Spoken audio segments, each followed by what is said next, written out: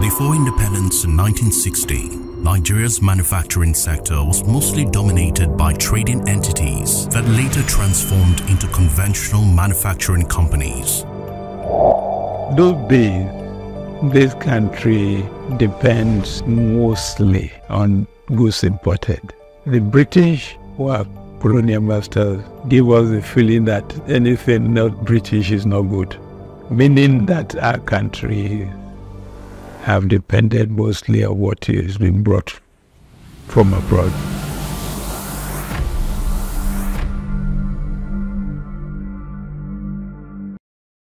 After independence, a new phase of industrial development-oriented policies was introduced to promote manufacturing using public investment and leveraging regional endowments. Pre-independence, we had a well-structured but small manufacturing sector in Nigeria. After independence, we found oil. We went to sleep in terms of industrialization and depended on importing almost everything we did.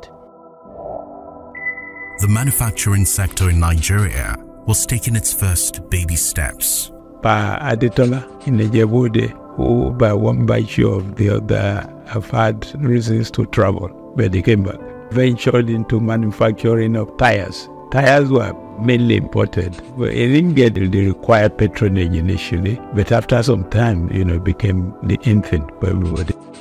The manufacturing sector had experienced significant growth in its early years due to extensive policy support and incentives provided by the first National Development Plan.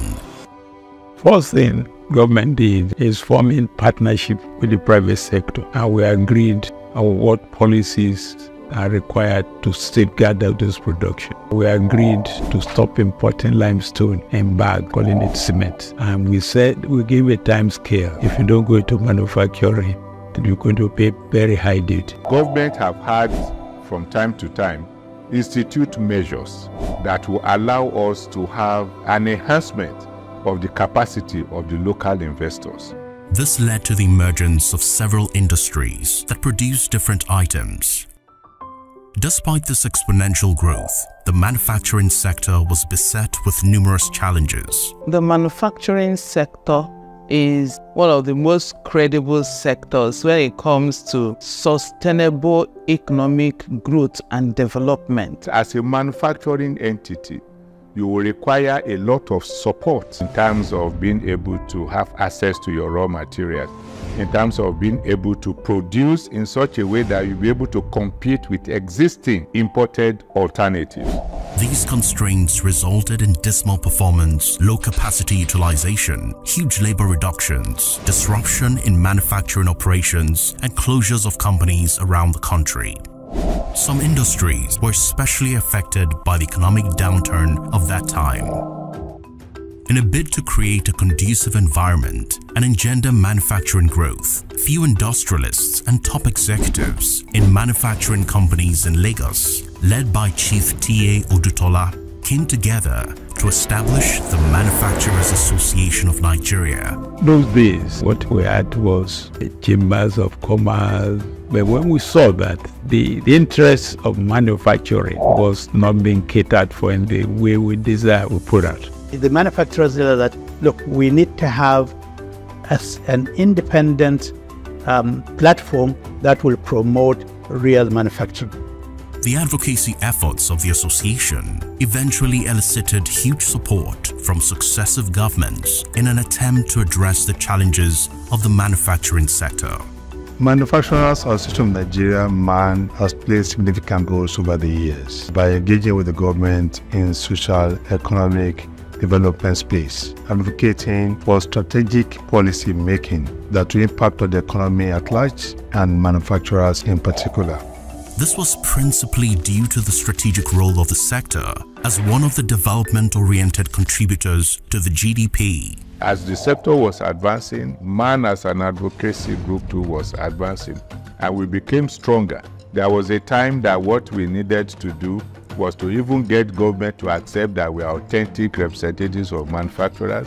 We are now accepted as authentic voices that could present opinion of manufacturers.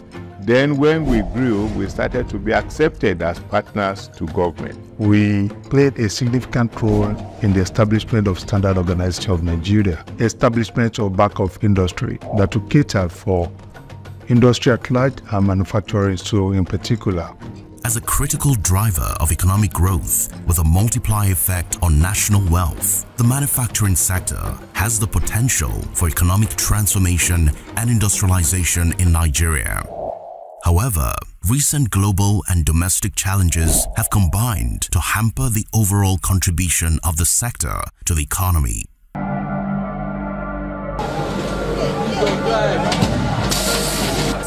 I moved to Lagos. I was supposed to be Abuja by now.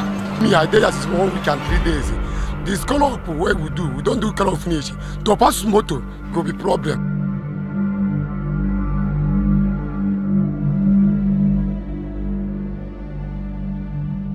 The manufacturing sector is just trying to survive. Okay, the environment is very harsh. It's far from being very conducive. Government is preaching enabling environment, conducive environment for manufacturers, but the environment is not yet as conducive as we would want it to be. Government need to work hand in hand with the manufacturers before getting into certain policies. The current status of the manufacturing sector in Nigeria is not inspiring, with a myriad of challenges facing the sector today, which require urgent attention and action. We need to go back to let government understand that it has a responsibility to create a condition where people will invest in industrial activities and there will be sufficient time for them to reap the result of their investment. More recently, governments introduced the Nigeria Industrial Revolution Plan and the Economic Recovery and Growth Plan were implemented to revive the economy, amongst others. We published and submitted what is called Man Blueprint for accelerated development of manufacturing sector in Nigeria to the government for implementation. It contributed meaningfully to the drafting of the Nigeria Industrial Revolution Plan and Sustainability Plan and National Development Plan for 2021 to 2025. The AFCFTA, which came into effect on January 1st, 2021, brings together the largest free trade area in the world, covering 54 African countries and a combined population of over 1.2 billion people. It presents a unique opportunity to bolster manufacturing in Africa, promote improved patronage of locally made goods, deepen export development efforts, and offers an excellent opportunity for boosting intra-African trade manufactured products. We always have issues at the point of implementation. There has been the issue of AGOA. That has come and gone down. Now the inter-African trade is been on the board. Till today, the implementation is still shaky. There is no way Naira can appreciate if we are not producing anything with which they are going to trade with. If you want to be less import dependent, you need to be sure that your manufacturing sector is thriving. The growth of manufacturing sector will generate more employment, give opportunity to export, thereby earning foreign exchange, and at the same time make the economy to be less import dependent. Upscaling productivity, manufacturing performance and competitiveness has to do with the quality of the products we produce here. And that's why you have NAFDAC, SON, and similar organizations. And these are regulatory bodies of which Manufacturer Association has representative. Ironically, Nigeria currently ranks 131 among 190 countries in the ease of doing business, according to the World Bank annual ratings. But the cost of doing business remains at an all-time high.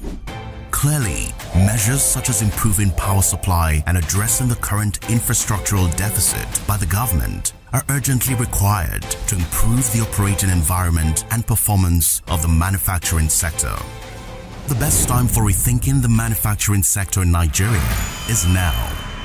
The railway is an area we believe government should continue to push because it's very, very effective You see an average Nigerian, he says, I bought that for $10. Well, the moment you say $10, he says it's been imported, and he takes pride in that. I mean, we have assemblers in Nigeria that really have produced CNG motor vehicles, and they are very good vehicles. They stand test of time, and patronage of this will go a long way in developing our auto industry. To implement the Made in Nigeria goods, what we need to do is just to bring up a very strong policy that made in Nigerian goods should be first on priority before importing anything. By the way, if you must import, then the best thing to do is to tax those importing similar things we can make here. It is indeed the time for every stakeholder in the manufacturing sector and the Nigerian economy to have constructive conversations on the pathway to resolving the binding constraints limiting the performance of the sector.